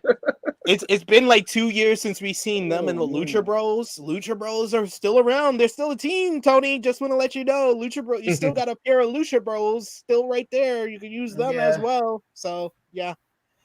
We got Kid Get Money with a super chat donation. Thank you so much, good brother. He says, 5 stars, guns dressed in Jaguar print. Welcome to the gun show. FTR, who? As long as the guns dress in Jaguar print, they are the best tag team. Oh, you pay $5 to say that. He always is. Kid Get Money is Kid Sends Money, and he always sends money to keep the Jaguars agenda. We appreciate him for his consistency and his dedication to being a Jaguar. Thank you for the super chat, man. And I'll just leave it at that. Dolores is not a Jaguars fan. Absolutely not, it seems. Dolores says, I was thinking Otunga and Cena as tag champions. Oh man, I remember that one. Oh yeah. About that. Yeah. Well, they only had the belts for a day though. Like Otunga and McGillicuddy, and that fit into the story at the time. So it did. Right. Of him in the Nexus. Yeah, that was when Cena was a part of the Nexus. I love this comparison, though. Chase saying the guns are the Basham Bros. Good filler tag team if needed. Yeah. A name I've not heard in years. Good stuff. I'd rather see Basham Bros and Shaniqua than the guns. Yeah. I mean, Shaniqua, yes. That's what the guns need. That's what the guns need. Shout out to Linda Miles. Shout out to Jay Cargill. When she loses the TBS title, she's going to become the Shaniqua for the gun. Yeah. Smoking Guns 2.0. Next up is, of course, was the main event of the evening for the AEW World Championship, a 60-minute Iron Man match. Bryan Danielson versus MJF. MJF had the big pay-per-view entrance with a freaking string orchestra playing his theme song as he came to the ring with his regular theme song playing as well. We had the big match intros before the main event as well, and just the energy of the crowd, I was like, okay, the crowd is still up. This happened, I think the match started 2.5 hours into the main card. I was like, this is so much better than I think everybody thought this match was going to start like 3 hours into the show or 3.5 hours, but starting at 2.5 hours, I was like, okay, you're starting off well here. MJF early on was playing keep away as he usually does, and he decides to throw some water on a poor defenseless black kid in the front row. Black kid. Had to add that part. he thought it was water. It was actually tequila, ladies and gentlemen. He threw tequila. Jesus Christ! What the fuck? Are you serious? Yes. This is why fans in the crowd, including Grapsity's Will Washington, decided to get him some Acclaimed scissor hands. There was other fans who I would have made me more upset if I was the kid. Oh my God! Man. There was other fans who decided to give him merch because he was kind of really upset. And Amanda Huber, Mrs. Brody Lee, also sat by the kid and was trying to make him feel better. MJF, man. Like, this is disgusting. You can't be pouring hooch on a on a kid. Oh, Screw that. We got some great wrestling exchanges between the two men, but then MJF really showed his focus was on the injured arm of Bryan Danielson, attacking it. Bryan was selling it as he tried to skin the cat, and MJF gave him a super kick, which he then does the HBK pose to. then MJF decided to show his athleticism. He does an Isai moonsault to the outside, but he re-aggravates his knee, which he hurt all the way back in his high school football days, as he talked about in the media scrum. This became now the focus of Bryan Danielson. Danielson is able to hit the Psycho knee to get the first fall in the matchup, but MJF says enough of this shit. And when Bryan tries to go for his second Psycho knee to get the lead up even more, MJF decides to low blow him for the second fall for Bryan, but the low blow causes MJF to do an inside cradle for a 3 count and then immediately pin Bryan for a second 3 count. So the score was tied at 2-2. This match it was like really good and very well paced. We had some big moves. At one point, MJF hits Made in Japan or the Penta Driver on Bryan right high on his neck. I was like, you can't be doing that to him. He got a history of this type of shit. That was dangerous. Then he takes Bryan to the outside. He lays him on the timekeeper table and then pulls out another Shawn Michaels move with the flying elbow drop off the ring post through Bryan through a table. Bryan is able to get back into the ring before the count of 10. So MJF brings him back outside into the remnants of the table. He delivers a tombstone, which once again hurts his knee, but causes Bryan to get busted open. When they get back into the ring, when Bryan's on the apron, he delivers the heat-seeking power driver for a 3 count, and he's up 3-2 at this. Yes, it's one of my favorites when it comes to MJF. He then we got a run in. Hey, you say hi. You got the bows in. She's like, my last day as a 2-year-old. Tomorrow's her birthday, y'all. I can say happy birthday in the chat. Yeah, happy Nobody will throw tequila on you. Yeah, they ain't gonna show no tequila on you. We're gonna beat them up if they did that. Seriously, man. Seriously. At this point, Bryan is busted open, but the time is running out for Bryan as MJF is up 3-2. He starts focusing more on the shoulder and the arm, but Bryan is able to fight back into this one. He eventually ties things up at 3-3 with a heel hook on MJF, working over that injured body part. But MJF is still in this one as it's tied 3-3. At close to the 10-minute mark, Bryan hits a diving headbutt, and this blood, I don't know if it was hard way that they really connected heads, but MJF had a gusher. MJF had the full crimson mass on this one, or he probably smartly cut himself right before Bryan hit the headbutt. So when he hits the headbutt, then it gushes like that. That was smart. Either way, I like Bryan it. completely missed the headbutt. Like he hit his arm. Yeah. And then it was weird seeing MJF just his bloody face. Like it was weird.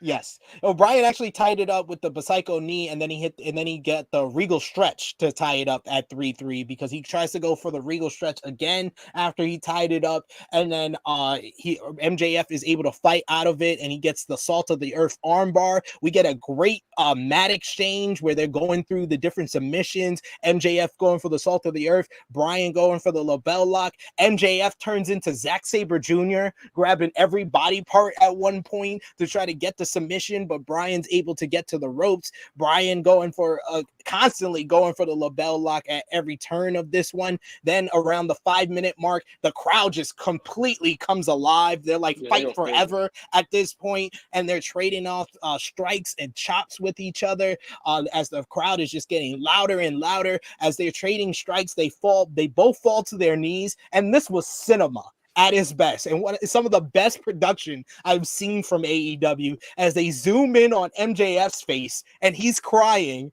And then they zoom in on Bryan's face and he's laughing. Yeah. Yo, Bryan was like, I got him right where I want him. Then he gets on the heel hook late into the matchup with just a minute to go. MJF is biting his hand, trying to hold on. Bryan grabs his arm as the time runs out and the referee says the 60 minutes has elapsed. MJF finally taps out. Justin Roberts announced on the loudspeakers that the match has ended. The 60-minute time limit is drawn. They're tied at 3-3. So MJF retains the championship. Doctors and officials come into the ring to administer oxygen to MJF while Bryan Danielson is up and he's like, I'm ready. I'm still ready to go. I'm still ready to fight. Tony Schiavone, with so much glee, gets a message from Tony Khan, and he announces that this match will go into sudden death overtime and there must be a winner. MJF is completely livid as he barely had a chance to get the oxygen at this point.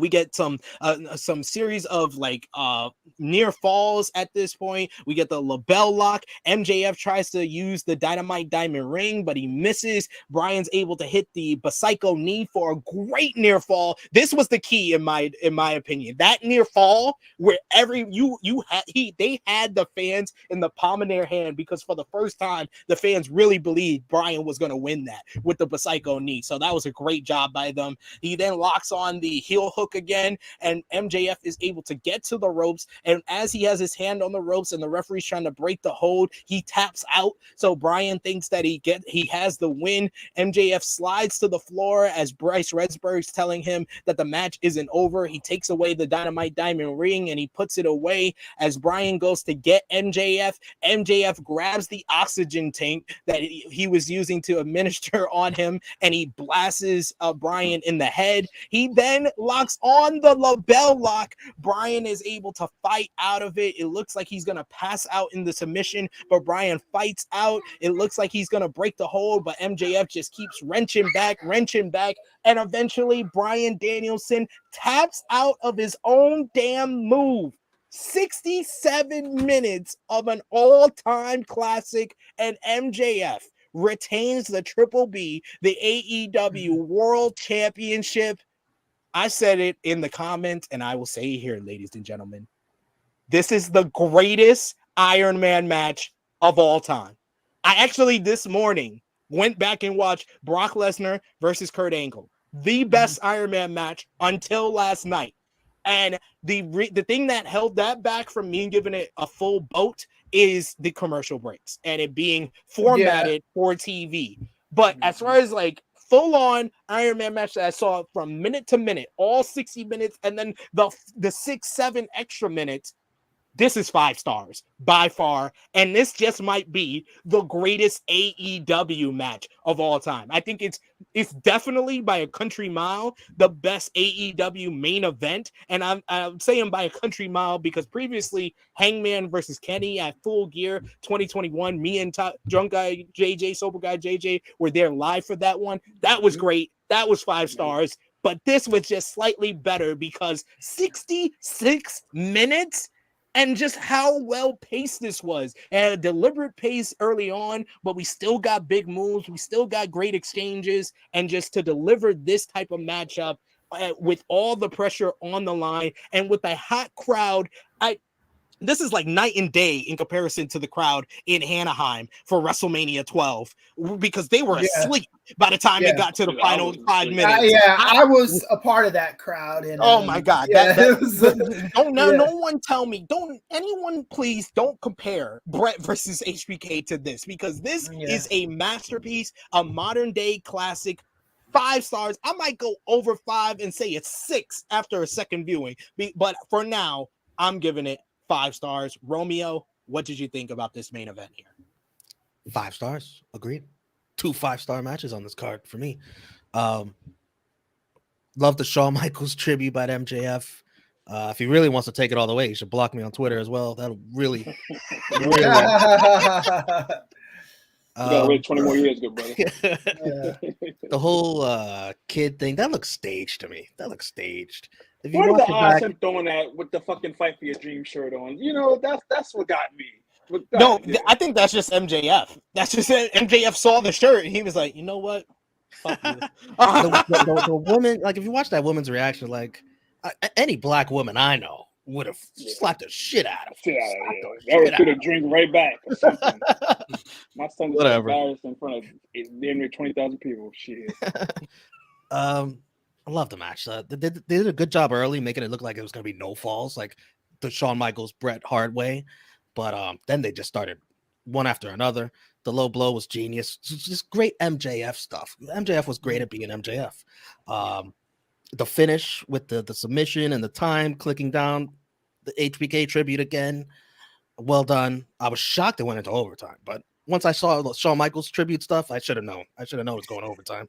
The tap out, fake out was great. It definitely caught Caden on the watch along. Like, oh my God, Caden was living and what dying. The fuck a rope break is. It's just such an MJF way to get the advantage, and making Bryan tap again like Samoa Joe, man. He's got to really like you to get that kind of finish on it with his own move. I love this. MJF winning is so big for him. He was on a big stage. He's going toe to toe with one of the greatest of all time, most people's GOATs, wrestling in ring wise, and he kept up with him. Like anybody talking shit about MJF wrestling, like 60 minutes gonna be a snooze fest. What? MJF is amazing. He's a star, and I'm so happy for him. And he in the press conference after, man, that is must see. You guys, if you haven't seen MJF, that press conference, I stood up for that. So entertaining. You got to go out of your way to watch that. But great job. I loved it. 5 stars. Professor Kris. Contained to this show, I thought that the match was great. As far as I have some Iron Man matches that I love. One of them that I'm thinking of is the Ricky Steamboat versus Ravishing Rick Rude at Beach Blast, but that was only 30 minutes. But that has a special place in my heart. So I don't like being a victim of recency bias in these moments, but I do love the match. My only problem with the match wasn't with the match itself. It was just we'll probably get into it, but I think this match was good and it did its job. Hopefully it reflect. I don't think they have any major competition as far as NBA or any outside like political stuff, unless Donald Trump just does something crazy within the next week or so. I don't think AEW has to worry about competition on Wednesday. So we'll talk about it in the overall scheme of things though. But yeah, as far as last night, it did what it was supposed to do. It was a great pay-per-view. Loved it. Sober guy. That match was fucking fantastic. Holy shit. Oh my God. That was insane. And I'm not gonna be like one of them guys like, oh, I don't know how MJF, is gonna be a snooze fest. I have my reserves about it, because again, we have never seen MJF have that caliber of a matchup. Like the 20-minute, bangers he's had, the opening with Darby and the Moxley and shit like that, even Jericho and Punk. This is an hour match. Bryan Danielson, that's what he does. That's his thing. Those kind of matches is what he does. I'd say the greatest technical wrestler of all time. So this is that you expect shit like that from him. But like you said, MJF to keep up the whole match and play his character so well, the whole match was remarkable. And he had a lot of nice spots. The last fucking 15 minutes alone of that match it could be a fucking classic in itself. Right. So they killed it, man. That was match of the night for sure. And that even on a card like that, like we literally just talked about the Elite and House of Black in a trios match, and Hangman and Moxley damn near killing each other. And the match of the night is MJF and Bryan in an hour plus match. Right. That says a lot. A lot. So I don't think there's ever been an AEW pay-per-view with the 3 of these matches like this. Like all the other AEW pay-per-views that I would put like in the Mount Rushmore of best pay-per-view. Full gear. Yeah, they had multiple. You had like 3 matches you could probably say were the best of the night, or 4 really, if you talk about I think it was the Undisputed Elite versus Christian and Jurassic Express. That got 5 stars from Meltzer. You had MJF and Darby, the opener. You had Punk and Kingston, and then you had the main event with Paige and Kenny. That's right up there. Revolution 2020 with the 6-star tag team match with Hangman Adam Page and Kenny Omega versus the Young Bucks, but no other match was as great as that one. It was like that one and everything else. That was kind of short of the bar. Yeah, and I was at that Anaheim Iron Man match, and it was boring. You know what's funny though? Sorry, let me cut you off, Sid, but like you gotta think. It's the way wrestling is for us now compared to at that time where that match was seen as the standard. It's so different. You have to think when wrestling was at its peak, it was more of an entertainment value rather than them going in the ring. Now things have changed. You still get the entertainment, but now we expect great matches. Back then it was a little different. Wrestling was for moments. It also meant more to go 60 minutes like back then. It's like, now it's like, of course they go 60 minutes. We have 60-minute matches, not even fucking Iron Man matches. So, it's a little different.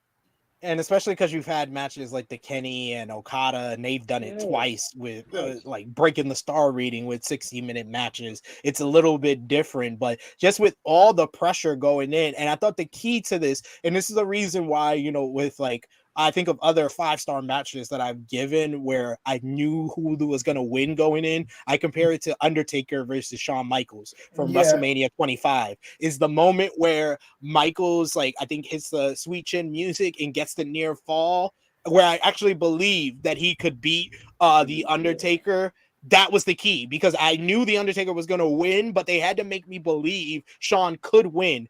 The Psycho knee in overtime of this matchup, that was that moment. That was that moment where everybody in that crowd, everyone at home should have believed that that Bryan could win. That was the key to this matchup, is they had to make you believe at least once that Bryan could win, and they did that. That's why it's a perfect matchup. It's 5 stars in my opinion. To be honest, I think that moment solidified MJF. Yeah, that moment right there, that moment, him kicking out of that again, like out of all the shit they already went through in that match, I think that's stamped them. And the finish, because I thought it was just gonna be him passing out, but for him to like power out of passing out and then tap out to his own finish, man, that's just perfect in every way possible. Chilling with Chase with a super chat donation. Thank you so much, good brother. He says, happy birthday to the little ones. SP3, here's super chat to help with birthday expenses. It's very expensive. We had to get 2 cakes. We have to have 2 different parties because you got a boy and a girl. SP4 and Harlem got to have their own separate birthdays. I got to get used to this.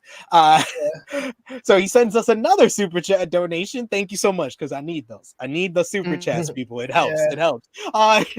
He says, I asked Romeo this last night, but I want to hear from the rest of the panel. Where does MJF rank as an overall talent today? Top 20, top 10, or top 5? Let's start with you, Professor Kris. I'd say top 10. I think top 5 might be a little much for me to say right now. I would need to see how fruitful this run is going to be. I had no doubt that this match was going to be a 5-star match because Bryan Danielson was in it. So to me, it was just easy to say that was going to happen. And Bryan Danielson isn't going to put out any stinkers. That's just not something he's going to do. So I love the match. My whole thing with this pay-per-view is to see what AEW does next. Because I said, as a self-contained show, it was perfect. But they have way too many of these shows that are great like this that are easy to kind of forget about if you got a real life going on, That is true. Sober guy, where do you rank MJF overall talent today? There's so many like top tier fucking wrestlers. Yeah. I would for now I would say top 10. I'm not one of the people who want to go with the recency bias because of obviously his performance last night. But I can right now I can give him top 10. Top 5 is just hard. It's just because at the top of my head I already thought of 5 people. That's not him. So it's tough. I would give him. The best I can give him is top 7. Top 7. He's top 7 because I would put Bryan. I gotta put Bryan. Bryan is just like the stretch of matches he had on Dynamite, and then to top everything off with this is just amazing. So Bryan is number 1 in my book right now. Kenny Omega, Will Ospreay, Kazuchika Okada, Roman Reigns, MJF. I would put MJF at 6. He's very close. He's very close. Yeah, I already said Ospreay. I have 5 in front of him, so I would give him top 6. He's in the top 6 in the world. Are you just basing this on wrestling at the moment? I'm wrestling overall character work, wrestling. I hate to do this. I put Cody over MJF at the moment. That's fine. I mean, you could think that. That's fine. I need Cody to have a great match. Have a great match. Well, he was out for a while. This is an ever evolving thing. So I would put Cody in the top 10, but I can't put him ahead of MJF. This matchup. Yeah, he had 3 injuries with Seth, but that would be he would be in the top 5 if we did this in June of 2022. It's now January. It's now March of 2023. It's been a while. It's been a while. But I would give him he's in the top 10, but he needs to have that. He needs the matchup with Roman Reigns to be close to this matchup. For me to put him ahead of MJF now. I need MJF to move the needle. And once he does that, I will say from what Tony said on the press ground, this show exceeded Full Gear. So if it exceeds Full Gear with the pay-per-view buy rates, I'm sorry, then he's proven that he's a pay-per-view draw. With Bryan Danielson, with the quality of their build-up. I can't talk about the ratings because that's more overall for AEW, and it has done 1 million twice this year already with MJF it'll do 1 million on Wednesday if they got no competition. I got no doubt that it'll do those things. I just want to see like consistent needle moving by somebody in AEW, whether it's MJF or not.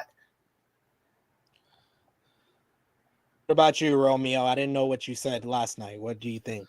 I think the way you listed the top 5 is like undisputable, like Bryan, Okada, Ospreay, Omega, Roman. I think that's most people's top 5.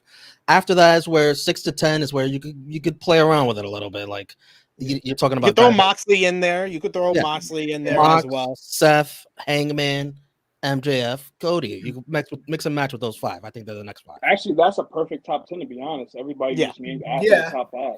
That's top 5. Mm-hmm. Yeah, definitely. It's top 10. There's nothing wrong with top 10. Man. Top 10 is great. Yeah, top 10 is I think so too. Yeah. So like Chase even agrees with me. It's an ever evolving list. And I'll tell you what. That's why I'm very adamant. Cody can't be ahead of MJF because MJF has been delivering on the mic. That's what he has to do on TV. He's number 1 in that. He's number 1 at that. As far as character work, he's great at that with this whole, basically, he's Heath Ledger's Joker. Let me tell you how I got these emotional scars, and it's a different story every fucking time. And then when he has the big matchups, he always delivers. And I'm sorry, Cody Rhodes had 3 great matches, last year, but it was against Seth fucking Rollins, who I would put in like the top 15.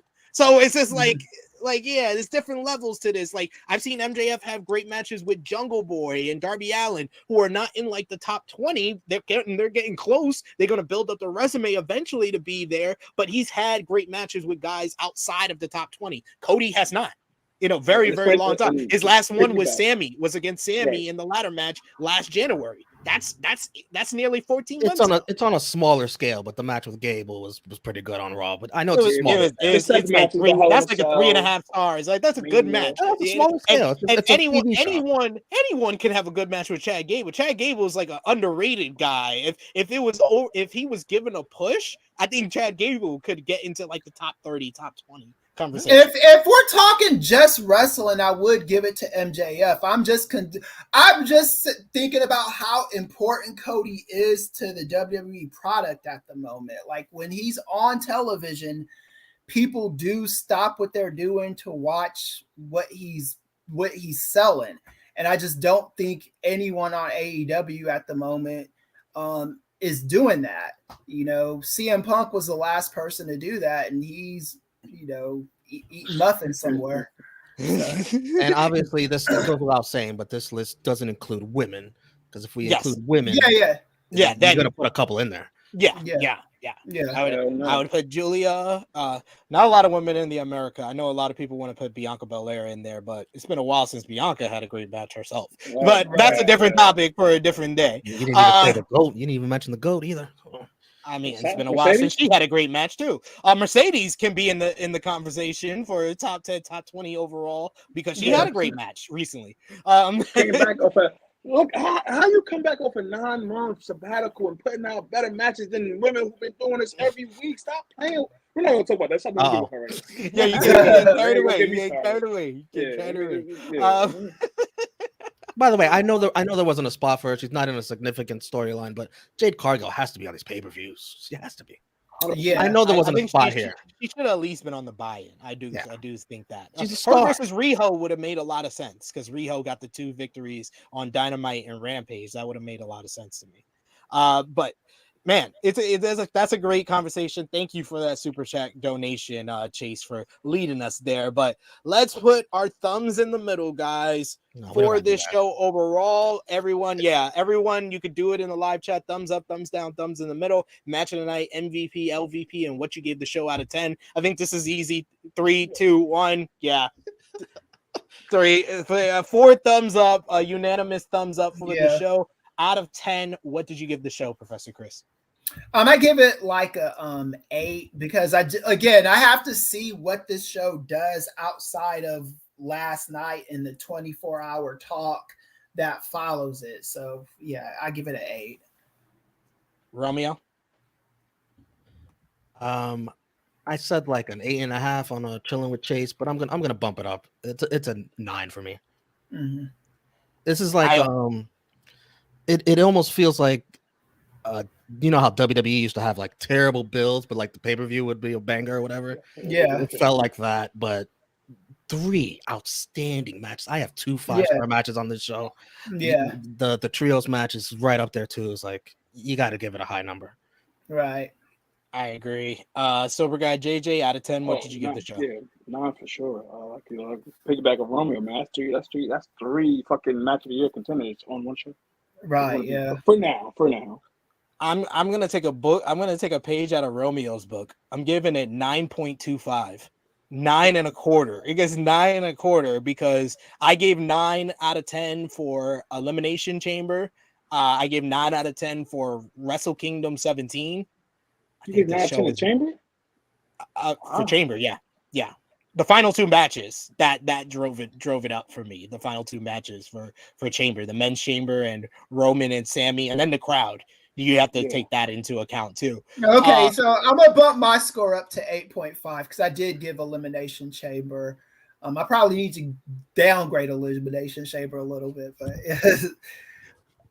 yeah, I gave this one a 9.25. This is currently my show of the year. This is the show of the year. So I had two matches, 4 3/4 stars, 1 5-star match, another match that was 4 stars. I had 3.5. Pretty much everything on the main card got a 3 and over for me. So I have to give. There wasn't a bad match really on this card, not even the pre-show. So yeah, this is a 9.25. One of the best shows AEW's ever produced. I would say this is now. I would say this has now passed Revolution 2020 as the best edition of AEW Revolution they've ever done. For sure. Let's do match of the night. I think this was another one that should be easy. Sober guy JJ. Iron Man match for sure. Professor Kris. I'm still going with the trios match. For me. That's fair. Romeo. I don't think this is easy. I'm going with Hangman Mox. I'm going with the Iron Man match, man. I gotta go with the Iron Man match for this one. Who was your MVP, Romeo? I'll go with the winners of the 3 big matches: House of Black, MJF, and Hangman. That is fair. Professor Kris. I'm going to give it to MJF. I still need to see more out of him, but for the night, I'll give him the MVP. I think he delivered on all fronts. If you can see more out of MJF, he's doomed in your ass. Sober guy. MJF for sure. I would say Hangman too, because that win was much needed. And the state he was at the last few months, I think that was definitely a moment that he needed for sure. Nobody makes Mox tap out. Yeah, MJF and Hangman, yeah. And shout out to Daniel Bryan too for me as well. Bryan Danielson, sorry. Bryan Danielson. He put up, great, but it's like nobody makes him tap out either. Right. No, so rare. I gotta give it. I gotta kind of agree with Romeo. I'm gonna give it to the 3 big winners of the show. Hangman That's Adam a huge Page. win for House of Black too, man. Hangman Adam Page, House of Black, and MJF. And if I had to rank it, I would put MJF 1, Hangman 2, House of Black 3. But Agreed. yeah, all 3 deserve MVP honors. LVP, that might be the hardest thing to do. Professor Kris. The women. I hate doing that, but I'm just so over this nonsense, and I don't know which. I just give it to all of them because they all got on my nerves for a different reason. Sheesh, sober guy. Ruby Soho and Joe. Oof. Romeo. I'm gonna single out Ruby Soho just for idiotic decision after the match. God, this is Women's History Month. What are we doing? I got more. Man. I got more. Max Caster, terrible rap. Oh, nobody cares about the Acclaimed anymore either. And that kid that got tequila poured on him for sure. Sorry, kid. I'm gonna go with Samoa Joe for getting choked out in your own move. I can't give it to. He wasn't the only one. He wasn't the only one. What are we doing? Brian didn't get choked out. Yeah, Joe got choked out in his own damn move. So I gotta give it to him. Didn't tap. He got choked out, man. I mean, it is what it is. And that's all I'll go with. I'll just go with Samoa Joe for getting choked out to his own move. We got Simeon who says MVP, Hangman, and MJF. We got Dolores saying, "Hey Harlem." See, they were saying hi in the chat. Dolores also saying match of the night, death match, MVP, MJF, LVP Wardlow. How Wardlow? He won. How we doing it? She is not a war hole. James Jones says we the fans are the real winners in 2023 pay-per-view. Hasn't let us down. No, it hasn't. Negro Bug says MVP, Hangman, and MJF. Honorable mention to Bryan for being the GOAT. ALW says match of the night, Iron Man match, MVP Dragon because he's the GOAT. LVP Saraya. People not Saraya fans either. Kid Get Money saying LVP is FTR raining on the Guns Parade. The nerve of those guys. And Safet says LVP, the Acclaim, and Joe, and he says MVP, MJF, Hangman, the House of Black, and the fans. Absolutely. I got a poll in the chat. 20% give it an 8, 47%, the majority give it a 9, 33% gave it a perfect 10. Nobody rated it 0 to 7. That's good. That is good stuff. Professor Kris, thank you so much for joining us here on our Roundtable review. Please let the people know where they can follow you on social media. We always enjoy having you on. And you made it back-to-back years. You were on with us for Revolution 2022 Roundtable review and this year for 2023. So we appreciate you. Good. Oh, yeah. And I remember that too. And yeah, thank you for having me. KMEZ does it. Just Google me and I'll come up.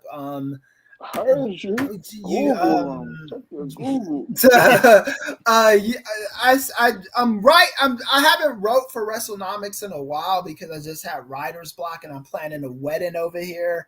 So that's the next big thing I got going. Oh, appreciate it. But just chilling, yo, and great to be here. Thank you for joining us, good sir. Sober Guy JJ, let the people know where they can follow you, good sir. And thank you so much for showing up to work. I'm gonna need extra 10 cents. Right. You can follow me on Instagram, Hacksaw_J_Duggan, Twitter, Sober Guy JJ, Facebook. We're not gonna get into that. You already know where the gang is at: YouTube, Facebook, Instagram, Twitter, True Heel Heat, Pro Wrestling Tees, True Heels, Twitch, True Heel Heat Gaming. We do what we do best. I'm not gonna plug any dirty stuff like Pornhub, X videos. Thank you. Christian Mingle, Live Harmony. Does it anyway? He does it anyway. Gotta love it. Romeo, let the people know where they can follow you, good sir. For Romeo Anthony, Twitter and Instagram and YouTube. Check out my YouTube channel or do reactions and reviews to shows like The Last of Us, Bel Air, and now The Mandalorian. And check me out here on this channel. Raw Watch Along tonight. The return of John Cena and Logan Paul will be there too. And Tuesdays, like tomorrow, NXT Roadblock should be a decent show. And Wednesdays, Dynamite, Elite Heat. Absolutely. Roadblock. Romeo It's a is special show tomorrow. Yeah. Yeah. No, it's all good. You can follow me on the Twitter machine at TrueHillSP3. Follow the gang, Facebook, Twitter, and Instagram at TrueHillHeat. Patreon.com/TrueHillHeat. We are premiering today Hardcore Rewind over on Patreon. So all our Patreon backers, you can check out the first edition of Hardcore Rewind with Romeo, Chris G, and Ness going back in time to ECW Hardcore TV over for our Patreon backers. Tomorrow we'll have the Raw report for tonight's Raw with myself covering that. We got plenty of great content at patreon.com/TrueHillHeat. $3 a month. The Prediction Championship, which I'm in the lead. Just wanted to point that out. Chrissy whooped everybody's ass. Hey, she was only 2 better than me because she picked House of Black and I did. But yes, $3 a month, the True Hill Heat Prediction Championship, plus much, much more. Also, subscribe to True Hill Heat Sports. This week we'll have a True Hill Heat Check coming back on Friday with me and Chris G talking about the latest and greatest in NBA basketball. And thank you so much to everyone. Guns a blazing. And thank you everyone who's followed us and subscribed over at twitch.tv/True Hill Heat Gaming, as we just hit affiliate status over there. We'll have watch alongs for the final edition of Power Slap, I believe is this coming week. We'll have Blunt Impact on Thursday, Chris's Friday Night Fuckery over there as well, playing games over there. So check out the twitch.tv/True Hill Heat Gaming. Check out True Hill Heat 215 from this past Saturday with myself, Miss Chrissy Love, and special guest Professor Nick Harrison. We celebrated 5,000 subscribers here for the True Hill Heat YouTube channel. So thank you everyone for helping us hit that goal. You also had Serving Face and Heels yesterday on episode 21 with Miss Chrissy Love and Stephanie Hypes talking about the latest in women's wrestling. So there's a lot of stuff for you all to enjoy, and the Revolution watch along from last night as well. But thank you so much to Professor Kris. Thank you so much to Sober Guy JJ, to Romeo, and to all of you in the chat. It is me, your True Hill Phenom, SP3. This has been our AEW Revolution 2023 Roundtable Review. Yes, Bryan Danielson and MJF. That's the best.